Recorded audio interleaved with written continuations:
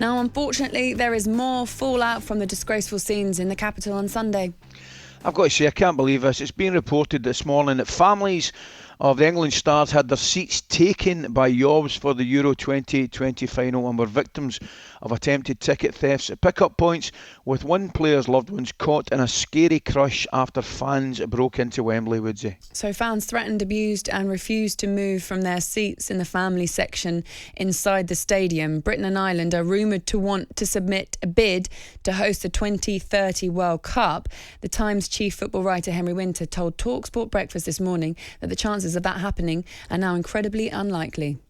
Echoes of the hooliganism in the 70s and 80s, not on such a broad scale, but you've only got to have been inside Wembley, to be honest, to be outside Wembley, and just the walk up Wembley Way, which was absolutely rammed. I mean, there were what, 67,000 people were supposedly at the game. That was the official capacity given. I would have said there were at least pushing 1,500, 2,000 more in there, because there were areas like in front of us in the press box. There is the sort of disabled area, and people were just crammed in there. You know, I mean, there were kids in wheelchairs who were being sort of squeezed to one side. The aisle down the right, everyone was standing. You know what Wembley's like. It's a pretty organised stadium, and everyone's shown to their seats and everyone knows where they are. But obviously from the semi-final onwards, everyone knew, or a lot of people knew, that actually there were going to be empty spaces. And if they could get through the very thin security line, the poor stewards there were overwhelmed. The police weren't really around in sufficient numbers. And you could see doors being opened and fans just sort of flooding through, and it was pretty disgraceful and pretty shaming. And any thought the FA have of announcing this week they're going to bid or really push for the 2030 World Cup, I think has gone up in a puff of smoke. Okay, there we go. Just a few of the things that are happening this morning. Trevor, it's just not what you want to hear, is it? Especially around a major final that we've waited this long to get to. It's a shame that it has to descend into this. Yeah, disgraceful scenes. I don't think we deserve it, if I'm being honest. You look at what went on in the summer or earlier with the quiet and peaceful demonstrations about Sarah Everard and the police that turned up to that event. And then you look at Manchester United when they were playing Leeds because of the European Super League. That was already rumoured to be demonstrations going on there. The police weren't there in big enough numbers. And then you look at this game. I looked at the semi-final.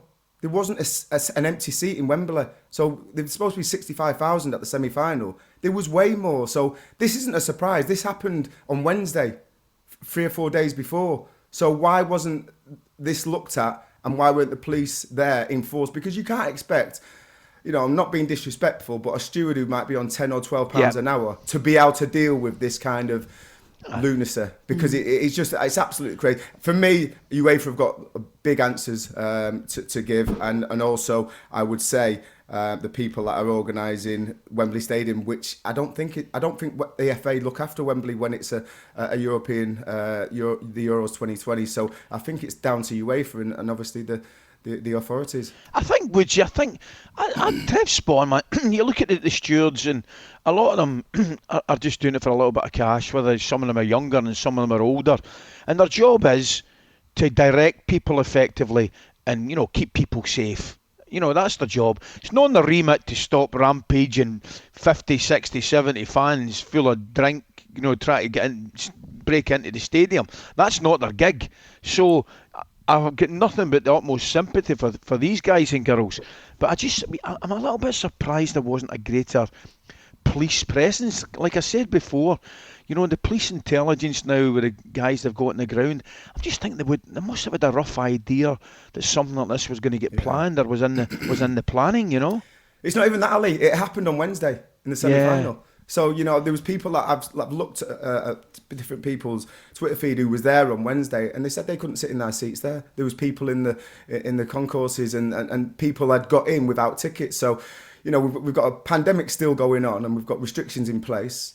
The policing wasn't there, and the stadium looked full to me on Wednesday. So why that wasn't looked at and then thought, right, we need to put more police presence there. We need to make sure we're secure. And like what Henry Winter said earlier, Wembley is a bit of a nightmare for security when it comes to the infrastructure of Wembley, Wembley Way, all the bars, all the places where you can go and enjoy the pre-game festival experience. And then on top of that, if you're looking to for Wembley to host a lot of games for the 2030, that needs redesigning because the security is just not good enough at the moment. Let's speak to somebody that was a steward there on Sunday, actually. He called 08717 22 3344 a bit earlier on. We're joined by Sergio. Good morning, Sergio. Thanks Morning, for calling. Sergio. Morning, Sergio. Morning, guys. Morning to you. Yeah, I was stewarding at Wembley on Sunday, Saturday. It was, let's put it like this, quite an experience, to say the least. Tell us something that will happen, because I've been looking at the videos that have been circulated on social media. The one that I saw this morning was people pushing their way through an open gate, knocking stewards over, proper altercations happening as well. Was that what you saw? What happened to you? Well, to be honest, I was a little bit further down from that, and we heard big rupture. It was a nightmare. We just heard a load of noise, and then all of a sudden we just saw guys shouting from left, right, everywhere, just trying to get away from the orange stewards, who are the first responses, who are meant to stop everything like that. I was a yellow steward who just indicates where you go and everything like that. And they were just filing into the toilets, because we were near the Italian section, the COVID section, and they were just darting in between the barriers there and just then running through the Italian section onto the other side. It was just a nightmare. And also this added security risk, because everybody gets checked as you go into Wembley. But these guys, you don't know if they're carrying knives.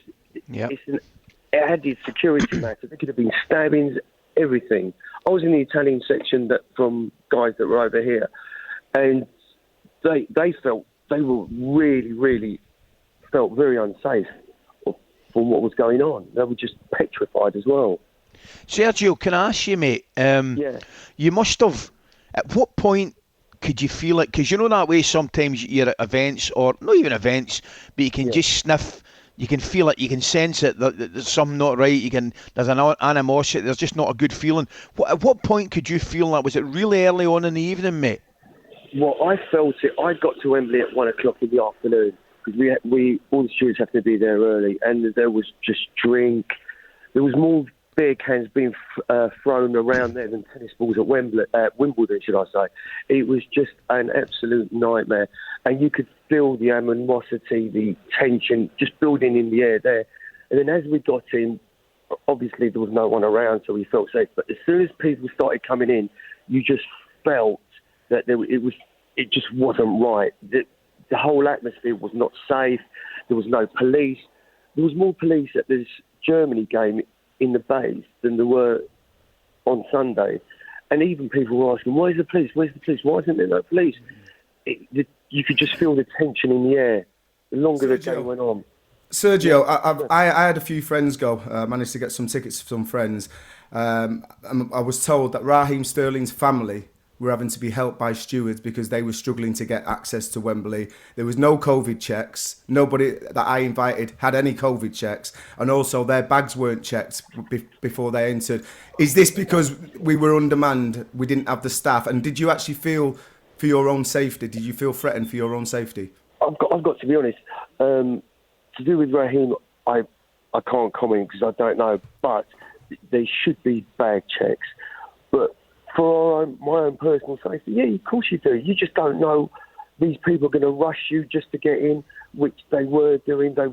You ask them to stop to can I have a look at the tickets? They don't want to. They just run by. And I'm not. I don't earn it. I wasn't going to earn, like I always said earlier. Yeah. I don't earn anything. I don't earn enough to put my life on the line. Yep. So I don't know. That way, I just really felt unsafe. There was only myself and another guy patrolling the bay, which should have been a lot more. We all said it, and we did feel unsafe. We had to ask a couple of people to leave because they were shouting horrible things to a young family. We asked them to get moved, but even the rapid response unit, they took half an hour to get to us to eject these people who were drunk disorderlies. We felt unsafe, and then you get the eyes from the people you want to kick out, and it was just a joke. It was just a farce, to be honest with you. Sergio, thank you so much for calling this morning, giving us your side of things from where you saw it. Sorry that you had to go through all that. And I think everybody does appreciate the work that you guys do. It's just a real shame that you don't have enough backup, enough security around you and enough support. So thank you so much, Sergio, for coming on. talkSPORT Breakfast with Laura Woods. Monday to Wednesday morning 6 till 10.